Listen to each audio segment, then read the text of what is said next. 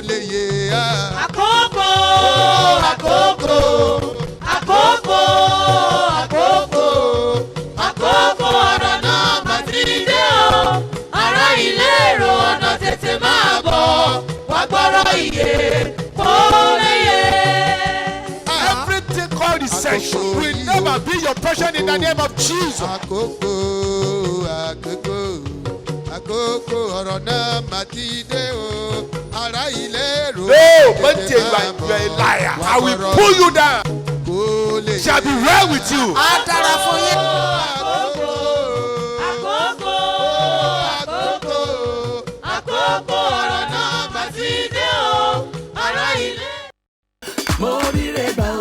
Àsálẹ̀ agbára jíǹde, àsálẹ̀ agbára jíǹde, agbára tó ti Jésù Olúwa dìde nínú òkú, tójú ti eléni ní àtolùfisùn. Ó fẹ́ jí ohun rere gbogbo tó ń tò gbé, àtèyí tó ti kú dìde láyé tiẹ̀ náà. Lásálẹ̀ agbára jíǹde, ọjọ́ Friday kejì lóṣooṣù, nípàdé ìṣòru ńlá yìí ń wáyé. Àsálẹ̀ agbára jíǹde, ọjọ́ Friday tó ń bọ̀ yìí ni o, ní the World Bible Church 1 Ganiyu Murana Close, Ajẹ́lógo, Mile 12 Ketu nílùú Èkó, láago 10 alẹ́ dìdájí. Prophet J.B. Kúmọlúyì fẹ́ fagbára jíǹde Jésù pàṣẹ fún iṣẹ́ tó ń tò gbé, àtòwò tí ò lọ déédéé, àti gbéyàwó tó yadi tí ò léso, ìdílé tó ń dàrú, àti gbogbo ọmọ ológo táráyé ti dógògò lé láti gba agbára àjíǹde àkọ́tún fún ìṣeré àti ìsọdọ̀tun láyé. Gbogbo ènìyàn ẹ jẹ́ àpàdé lọ́jọ́ Friday tó ń bọ̀ yìí ní the World Bible Church 1 Ganiyu Murana Close, Ajẹ́lógo, Mile 12 Ketu nílùú Èkó. Prophet J.B. Kúmọlúyì lolúwa máa lò láti sọ ire ayé rẹ jí padà lórúkọ Jésù. Gbogbo ènìyàn ẹ máa bọ̀. Fún ìwádìí 08036297770 tàbí 08056559500. Jésù Kristi lọ́lúwa.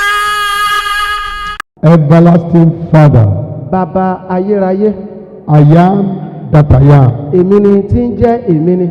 We thank you this morning A dúpẹ́ lọ́wọ́ yín láàárọ̀ yìí for giving us another unique opportunity to be in your presence. wípé ẹ fún wa ní àǹfààní ńlá yìí láti wà ní ọ̀dọ̀ yín. Be thou exalted in the name of Jesus. Ẹ di gbígbéga lórúkọ Jésù.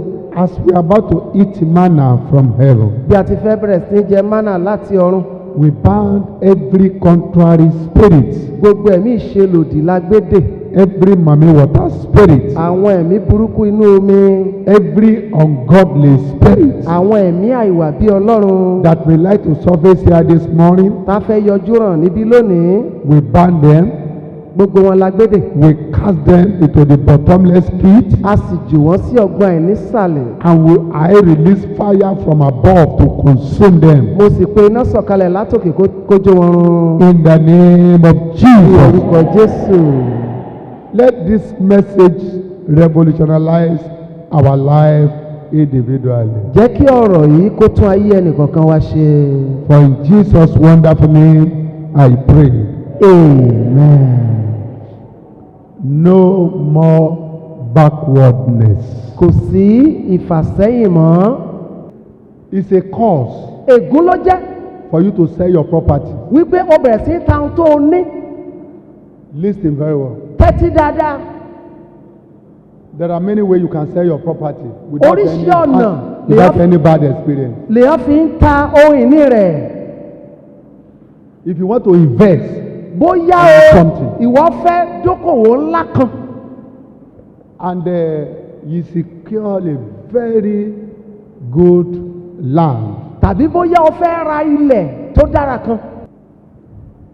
that one is not a retrogression. Ṣé irú ìyẹn o kì í ṣe pé èèyàn padà sẹ́yìn.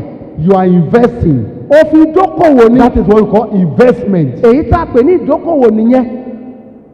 But whereby you start selling your property without any income, Bóyá ìwọ kan bẹ̀rẹ̀ sí gbé nǹkan ní rẹ̀ tà láì ní ìdí kankan. it's a cause. Ègún ni o. If you don't pray very well, Tó o bá wá gbàdúrà sí you gidi. begin to sell your property until you depart from this wicked world. Díẹ̀díẹ̀ wàá máa gbé tó o níta títí ó fi jáde láyé. The spirit of backwardness is already in you. Ẹ̀mí ìpadà sẹ́yìn ló ti wọnú ayé ẹni yẹn. You need to terminate that spirit. O ní láti fi òpin sí ẹ̀mí náà. How can you just be selling your property like that? Èé ṣe tó kàn máa fi ta òyìnbí rẹ jẹun. Some of you will pack their cloth, Ẹlòmíì á kó gbogbo aṣọ rẹ̀ jọ. they go to the market Á lọ sójú ọjà. and dispose it Á wá ta gbogbo rẹ̀. and use the money to eat, to Owó buy rẹ̀ things. á kàn fi jẹun náà ni. That is not an investment. Èyí kì í ṣe pé o dókòwò. the spirit of backwardness is already in you. ẹ̀mí ìfàsẹ́yìn ló ti wọnú ayé rẹ wá. Never you do that. má mà bá wọn ṣe o. Never you do that. láyé má ṣe é. Instead of that, kàkà tó fi ṣe. you can buy the cloth, o lè kó aṣọ wọ̀nyí. go and give it to the needy, o lè kó fún àwọn aláìní. and God will replace it back in multiple folds. ọlọ́run á wá dá padà fún ọ ní ìlọ́po ìlọ́po. Lack of sound health is a spirit of backwardness. kéèyàn má ní ìlera pípẹ́ ní àgọ́ ara ẹ̀mí ìfàsẹ́yìn ni. Today, hospital. òní ilé ìwòsàn. Tomorrow, ọ̀la hospital. ilé ìwòsàn. Next week, agbo. ọ̀sẹ̀ tó ń bọ̀ ẹ jẹ́ ká tún mú àgbo. Another week, ọ̀sẹ̀ tó tún tẹ̀lé let me go and try herbalist. ẹ jẹ́ kí n tiẹ̀ yọlé yẹ̀mí wò. Abba. màá lọ mu ewé ń bẹ̀. Herbalist babaláwo. is different than Abba people. They call them Abba. ok àwọn alágbo wọ́n yàtọ̀ àwọn adáhunṣe. They use leaves a máa lo ewé. to prepare concoction. wọ́n á fi ṣe àgbo. They give it to you. wọ́n á fún ọ. They are not herbalists. àwọn yẹn kì í ṣe adáhunṣe. They are like doctor, àwọn náà dàbí oníṣègùn ni. medical doctor. àwọn yẹn dàbí oníṣègùn ni níbílẹ̀. They are different. wọ́n yàtọ̀. When I was still very young, ìgbà tí mo sì wà léwe I went to the farm with my father. mo lọ bá bàbá mi. All of a sudden, lójijì I developed a very serious headache. àìsàn ẹ̀fọ́rí kan bẹ̀rẹ̀ sí í ṣe mí. Terrible. ó le púpọ̀. My daddy said, "What happened? bàbá mi wá wípé kí ló dé. Where is your cutlass?" àdá Where's rẹ̀ your dà father? àdá I rẹ̀ said, dà. "There." mo ló wà ń bẹ̀ yẹn. Oh, my head is paining me. mo gbọ́wọ́ mo rí pé orí mi ń sán mi. We were inside the bush, ó ń bẹ nínú igbó. all of us. gbogbo wa inú igbó la wà. No hospital, no hospital, kò sí ọsibítù níbẹ̀. no doctor. kò sí dókítà. My daddy said, "No worry." bàbá mi pé fọkànbalẹ̀ o. I was rolling on the ground. mo sì ń yí nílẹ̀ẹ́lẹ̀. He just went away. I cut some leaves. bàbá mi kàn jáde kúrò ń bẹ̀ ó bá já àwọn ewé kan mọ́ra. About 3 leaves. irú bí ewé mẹ́ta.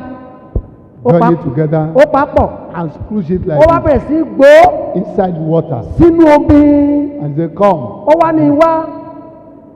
bring your head. ó yá gbórí ìwẹ́. And he pour it on my head. ó wá tulé orí mi. Before I know it, kí n tó dá mọ̀. my head received comfort. orí mi gba ìtura wá. There was comfortability in my head. ìtura wọ orí mi. I took the head, nothing happened. mo mi orí mi jìgìjìgì nǹkan kan ò ṣe mí mọ́. That is herbal ohun tí system. a ń pè ní kéèyàn fi ewé egbò kó fi wo àìsàn nìyẹn. There are some people who use incantations. ṣùgbọ́n àwọn kan wá wà ègèdè náà ń pè é lé lórí. We call them herbalists. àwọn wọ̀nyí ni adáhunṣe. So it's different. ó mọ̀ yàtọ̀ ara wọn. Am I talking to somebody? ṣé mò ń bẹ́ nìkan sọ̀rọ̀. Are you still with me? ṣé ẹ wà pẹ̀lú mi. So if you are not having a good head, bóyá ìlera ò sí nínú àgọ́ ara rẹ. it's backwardness. ara ẹ̀mí ìfàsẹ́yìn ni. Because at times you will sit down. gbà mí ìwà kan jókòó. The money you're supposed to use to buy clothes owó tó yẹ kó fi raṣọ sọ́rùn or to pay for your house rent, tàbí kó fi sanwó ilé. you will spend it on sickness. wàá wá dá lórí àìsàn. That is retrogression. ẹ̀mí ìfàsẹ́yìn ni. You have to pray. ìwọ ló nílò àdúrà. God will remove it. ọlọ́run á wá mú kúrò. If God can find it very easy to heal Lazarus, tí ọlọ́run tí ò bá nira fún láti wo Lásárù sàn. He doesn't find it very difficult. kò A dead person, a dead ẹni person. tó ti kú tá ti sin. I'm still wondering how God did kò it. tí ì yé mi o mo rò ó tì. Beyond human's imagination. ó kọjá òye ẹ̀dá. Lazarus, Lásárù what are you doing there? kí ló ń ṣe nínú rẹ̀. jáde wá jèrè. Very simple. kò jù bẹ́ẹ̀ lọ. Jesus looked up. Jésù kàn wòkè. Daddy, I thank you bàbá mi mo dúpẹ́ lọ́wọ́ rẹ for what you have been doing in my life. fún tó ti ń ṣe láyé mi. Since I've started working for you, láti ìgbà tí mo ti ń ṣiṣẹ́ fún ọ. I've never experienced setback. mi ì rí kó o já mi kulẹ̀ kó o dá mi padà sẹ́yìn rí. You have never failed me. o ò sì já mi kulẹ̀ rí. Thank you for that. o ṣe o fún èyí. Now, báyìí There is a job that I wanted you to intervene on. Ọ̀rọ̀ kan bẹ níwájú mi tí mo fẹ́ dá sí o. There is a job on ground. Iṣẹ́ kan bẹ nílẹ̀ báyìí. And the job is this. Iṣẹ́ òun ni ó wà níbí. This is Lazarus. Lásàrù rèé o. So I even thank you that you are going to do your work. Mo tiẹ̀ dúpẹ́ pé o ṣiṣẹ́ ọwọ́ rẹ. Lazarus. Lásàrù. Come forth. Jáde wá. The man who was dead for 4 days. Ọkùnrin tó ti kú fún ọjọ́ mẹ́rin. He rose up. Ó máa dìde lọ́gán. He started walking. Ó bẹ̀rẹ̀ sí rìn. Majestically. Ó bẹ̀rẹ̀ sí yan bí ọlọ́ba. Majestically. Ó yan bí ọlọ́ba. People are now looking at Jesus. Àwọn èèyàn wá wo Jésù. What manner of man is Jesus? Wọ́n ní irú ènìyàn wo ni èyí? Hallelujah. What manner of man is Jesus? Hallelujah. He made the blind to see. Hallelujah. Hallelujah. Amen. That's what we call backward mentality. Nǹkan kan wá wà tí a pè ní kéèyàn ní èrò ìfàsẹ́yìn nínú ọpọlọ rẹ̀. Backward mentality. Èrò ènìyàn ṣáá kókò sáà jẹ́ èrò ìfàsẹ́yìn kó má jẹ́ tìtẹ̀síwájú. These are primitive thinking and ideologies that don't bring progress. Àwọn wọ̀nyí ni èrò ènìyàn tí kò mú ìtẹ̀síwájú bá ṣùgbọ́n ó ń dá padà sẹ́yìn ni. A primitive. Àwọn èrò tí ò bá ìgbà mu mọ́.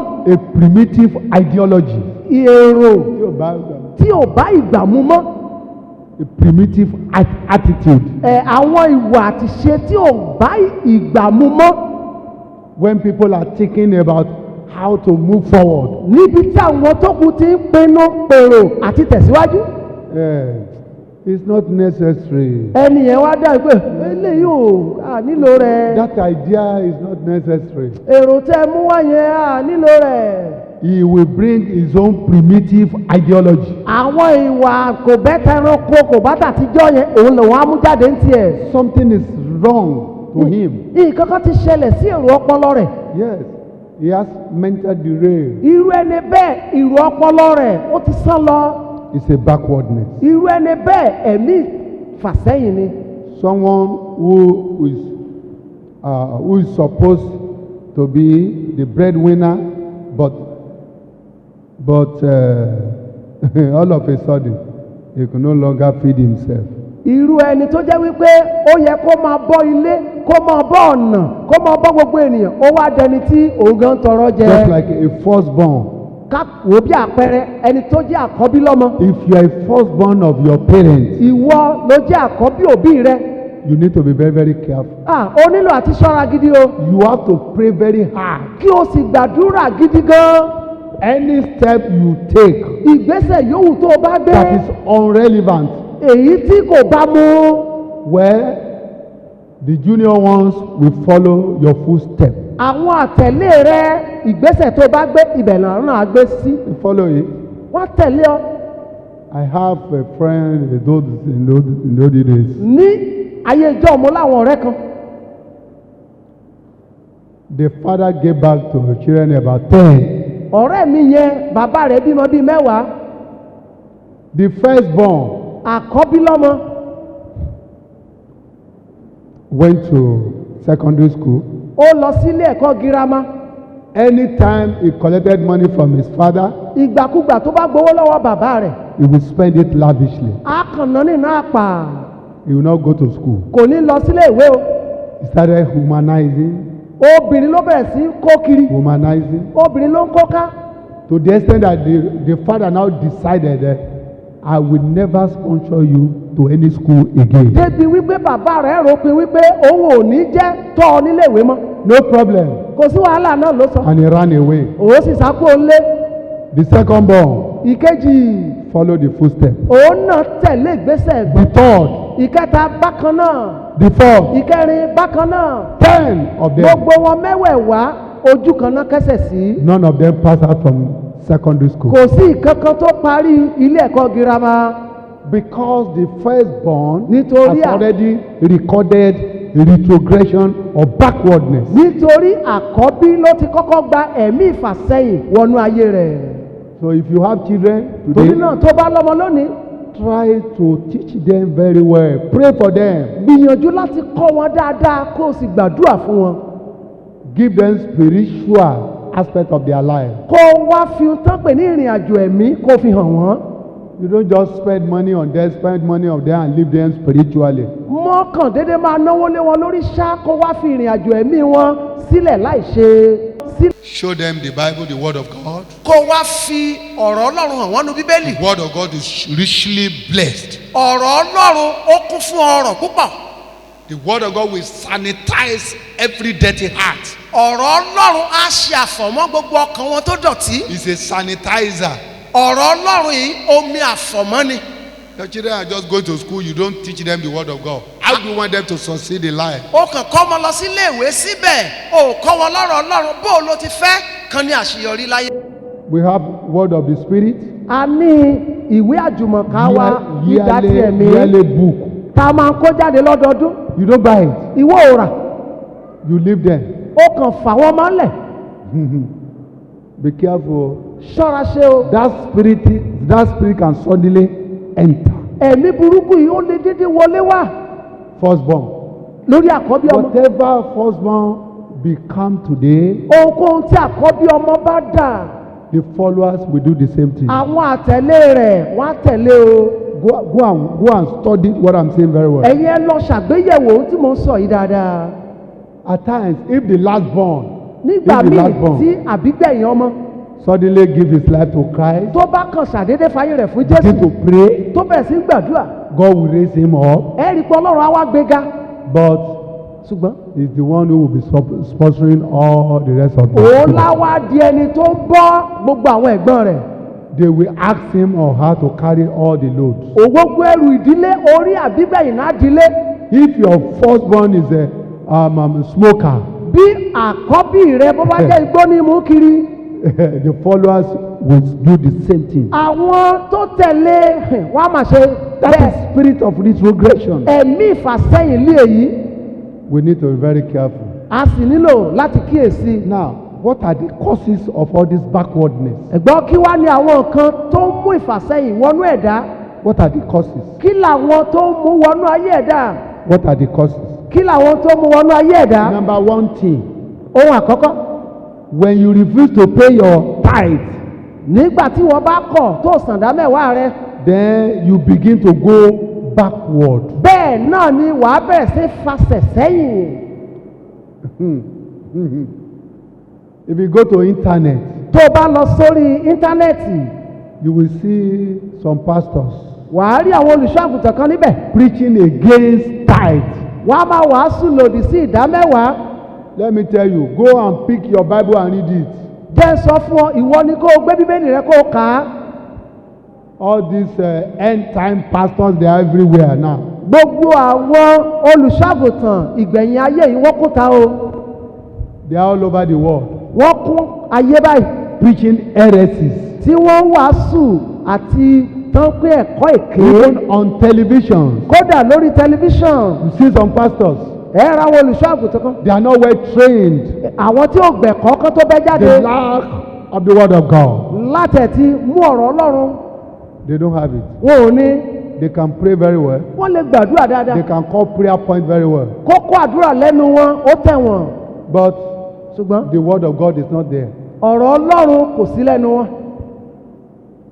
They are flying with only one wing. apá ìyẹ́ kan báyìí náà fi ń fò. They are flying with only one wing. apá ìyẹ́ kan náà fi ń fò. Now, Abraham was the first person who paid tithe in the Bible. Ábúráhámù lé ẹni àkọ́kọ́ nínú bíbélì tó san ìdá mẹ́wàá.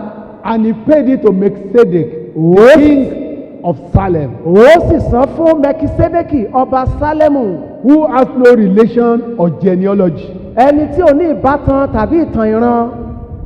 and now became a blessed person. Ábúráhámù sì dibẹ̀ di ọlọ́rọ̀. Oh, you see many people, shouting, singing today, Abraham blesses Ammon, Abraham blesses Ammon, I am blessing the morning, I am blessing the evening, Abraham blesses Ammon. ìdí rẹ̀ tẹ́ fi rí ọ̀pọ̀lọpọ̀ kìrìsìtẹ́nì lónìí àwọn náà ń kọrin tó fi ń kí Ábúráhámù wípé ìbùkún Ábúráhámù ó jẹ́ tàwọn lówùúrọ̀ lọ́sàn-án àti lálẹ́.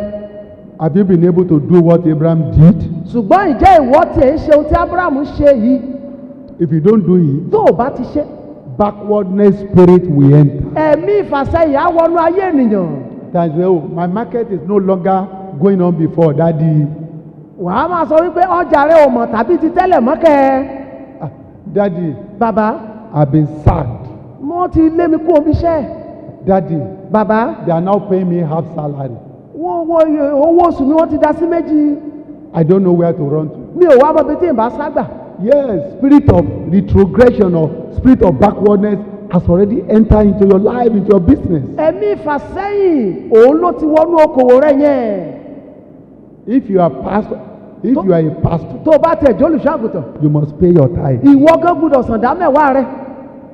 If any member of the church give you money, Tí ọmọ ìjọba wá ta ọ́ lọ́rẹ, pay your tithe. yọ ìdá mẹ́wàá nínú rẹ̀ kó san. I can say it all over the world, what I wanted to say now. Ohun tí mo fẹ́ sọ yìí, mo lè fọwọ́ sọ̀yà rẹ̀ káàkiri àgbáyé. I've never used the church money to purchase a car. Mi ò tí ì fi ọwọ́ mi kan owó ìjọ mi kí n fi ra mọ́tò. I have the audacity Mo to ní do that. àṣẹ rẹ̀ lọ́wọ́. If I tell all the branches that they should gather all the money and pay it into my account, I have the audacity to do that. Tí n bá ní ó dá o gbogbo ẹ̀ka ìjọ mi pátá, ẹ kó gbogbo owó yín ẹ máa san sínú àkáǹtì mi, mo ní àṣẹ rẹ̀ lọ́wọ́. If you are not satisfied, you leave the church. Ìwọ ni tí ò bá tẹ́ ọ lọ́rùn gbọ̀nà ilé rẹ lọ. By the time I get to the branch, Ìgbà tí n bá wọnú ẹ̀ka ìjọ kan, hold a crusade, tí mo sì sọjí bẹ̀, people will come in àwọn èèyàn á wọlé wá, and I will preach the word of God. màá tún wàásù ọ̀rọ̀ Ọlọ́run. But I don't do that. Ṣùgbọ́n èmi kì í ṣe bẹ́ẹ̀. One day, Ọjọ́ kan, when I was 10 years in the ministerial calling, nígbà tí mo pé ọdún mẹ́wàá nínú iṣẹ́ ìránṣẹ́, Baba Obe was invited, Ayowa was invited, and all other dignitaries a in Nigeria. pé bàbá Òbé, bàbá Yẹwà àti àwọn èèyàn àtàtà nígboro. So I was sitting down Mo with my jókòó, wife. So a woman bought a car obìnrin kan wá ra mọ́tò, and gave it to me ó fi ta mí lọ́rẹ for the celebration of that 10th years ministerial calling. fún ayẹyẹ àjọ̀dún ọdún kẹwàá yẹn. I sat down comfortably. Mo farabalẹ̀ jókòó, I heard a voice, mo gbọ́ ohùn náà, my servant, ìránṣẹ́ mi. do you want me to multiply you in cars? Ǹjẹ́ o fẹ́ kí n mú ọ pọ̀ sí i nínú mọ́tò bí? I look like this. Mo wẹ̀gbẹ́ mi, Who is talking to me? ta ló ń bá mi sọ̀rọ̀? He said, the car that you receive now, Ó ní mọ́tò tó gbà bí ọrẹ yìí, price it lọ ná lọ́jà, and then pay the tithe. kó o wá yọ ìdá mẹ́wàá rẹ̀, Pay the tithe. yọ ìdá mẹ́wàá rẹ̀. How would I do it? Bó o ní kí n ti wá ṣe èsì No báyìí? problem. Kò sí wàhálà. After the program, Lẹ́yìn ìpàdé ọjọ́ náà, the second day, ọjọ́ kejì, I went ahead. mo ń tẹ̀síwájú. Then I went to the bank. Mo lọ báńkì, I collected the tithe mo wá gba ìdá mẹ́wàá yẹn and I jáde. paid it to the church. Mo bá san sínú ìjọ. Since that day, Láti ọjọ́ náà wá, it has never happened in the history of my ministry, kò tí ì ṣẹlẹ̀ nínú ìtàn iṣẹ́ ìránṣẹ́ mi. and it will not happen. Kì yóò sì ṣẹlẹ̀ o. To collect all the money I use for my personal. Kí n wá kó owó ìjọjọ kí n wá lò fún ara mi. mo rí rẹ̀ gbà o. àsálẹ̀ agbára jíǹde àsálẹ̀ agbára jíǹde agbára tó ti Jésù Olúwa dìde nínú òkú tójú ti eléni ní àtolùfisùn ó fẹ́ jí ohun rere gbogbo tó ń tò gbé àtèyí tó ti kú dìde láyé tiẹ̀ náà lásálẹ̀ agbára jíǹde ọjọ́ Friday kejì lóṣooṣù nípàdé ìṣòru ńlá yìí ń wáyé àsálẹ̀ agbára jíǹde ọjọ́ Friday tó ń bọ̀ yìí ni o ní the World Bible Church 1 Ganiyu Murana Close Ajẹ́lógo my 12 Ketu nílùú Èkó láago 10 alẹ́ dìdájí Prophet J.B. Kúmọlúyì fẹ́ fagbára jíǹde Jésù pàṣẹ fún iṣẹ́ tó ń tò gbé àtòwò tí ò lọ déédéé àti gbéyàwó tó yadi tí ò léso ìdílé tó ń dàrú àti gbogbo ọmọ ológo táráyé ti dógògò lé láti gba agbára àjíǹde àkọ́tún fún ìṣeré àti ìsọdọ̀tun láyé gbogbo ènìyàn ẹ jẹ́ àpàdé lọ́jọ́ Friday tó ń bọ̀ yìí ní the World Bible Church 1 Ganiyu Murana Close Ajẹ́lógo my 12 Ketu nílùú Èkó Prophet J.B. Kúmọlúyì lolúwa máa lò láti sọ ire ayé rẹ jí padà lórúkọ Jésù gbogbo ènìyàn ẹ máa bọ̀ fún ìwádìí 08036297770 tàbí 08056559500 Jésù Kristi lọ́lúwa.